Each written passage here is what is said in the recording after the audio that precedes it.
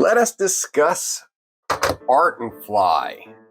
I did a video on these pencils some time ago, about 4 months actually, and I just rewatched it and it seems a bit outdated, so I decided to shoot the whole thing again, which meant I pulled these pencils back out and reused them again just so I could remember the way they felt, the way they performed. This is definitely a lower budget brand. This is an oil pencil that I got my hands on, and I was pretty excited to use them just because they were a budget brand. So you never really know what to expect with those. The tin is fairly nice. The lid locks on pretty good as opposed to a lot of the other budget brands. It locks on really good.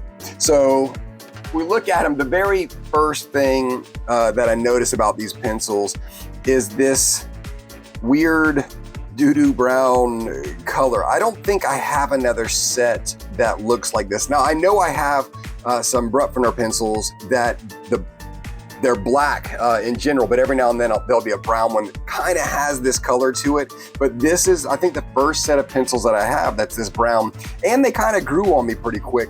I think the brown works well with the silver inlay.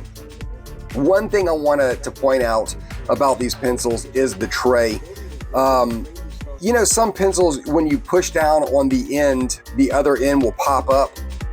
This is not the case with these pencils. So you find yourself trying to finagle, trying to, figure out how to get the pencils. You try to get your finger under it, ends up just spinning the pencil. And another thing too, it's so tight that when you push one pencil down, another one will pop up. So the tray is not ideal. But if we look at one of the pencils, I do like this. Again, the silver inlay, it has a pretty nice lead. As far as size goes, it has the logo, then the name, the color name. So they did include that. So this has crimson, and at the very top, you see the number 17 with the tip that matches the barrel. They are dipped, so you cannot see how uncentered they are. I dare to say about 1/4 of these pencils, they're not lined up. In fact, in some of the cases, the wood goes all the way to the end of the pencil where you find yourself having to cut them out, cut the wood off, as well as there are a few pencils that have some cracks in them and whatnot. And again, this is the type of thing you could expect from a pencil that's a low budget brand. I think these things will run around 20 bucks. So I wasn't going to get my heart broken even if they were horrible. But having said that, these pencils weren't horrible. The color selection, if we look at the swatch sheet here, the color selection is not bad. The very first thing that I want to point out is how vivid these colors are. It's not your standard oil pencil in the sense where it's a really hard lead and they have that silk feeling when they go down on paper. These pencils definitely do not maintain their point, their tip when you're coloring with them. And they are a bit on the chalkier side. They have some grit to it, again, to be expected with a lower budget pencil. But as far as the color selection goes, it's decent. They have a nice range of your warmer colors, a nice range of yellows. The yellows go into your browns. They have some dark chocolate browns, and that goes into your greens. And the greens too are they have a beautiful selection of greens. They have where you get into your deeper pines and then your gray greens, and that'll go in, that kind of melts into your aqua, your teal, which they give a decent selection there. And then your blues are a good selection. Your purple isn't bad. The only thing as far as your colors go that I would point out is I was planning on doing a picture with these that had a lot of gray in it. I couldn't because the gray selection is very minimal.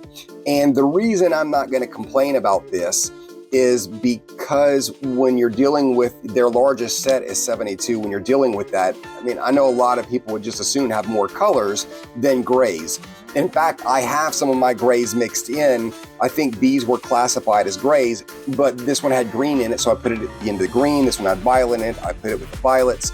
So, oh, and something else too, you know, I had to clean and clean and clean this paper because as I was swatching, just particles of the pigments was kind of going everywhere and getting on the bottom of my hand and getting on the page. So again, they are a bit messy. They kind of feel like Cyper top when it comes to that, but I think these feel a little better than Cyper top because when it comes to actually using these pencils, I gotta say the colors are pretty bright. They're pretty vivid.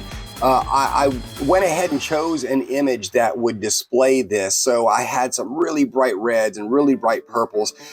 Even though they had some grit to it, these pencils did go down pretty well. And again, even though they didn't main their tip, the trade-off was how vivid some of these colors were. They did start to perform more like an oil pencil once you started that layering.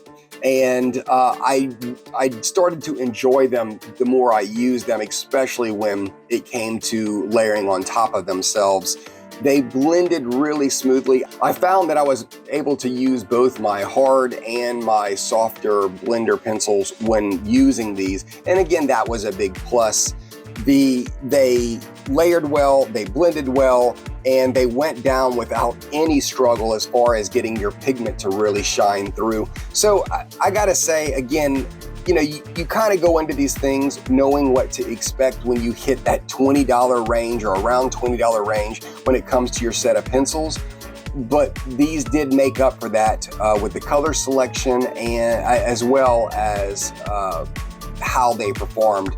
So if you want to go ahead and make your color pencil collection a little larger, I can easily recommend Art and Fly just to have that quick, simple brand that you're not afraid to burn through.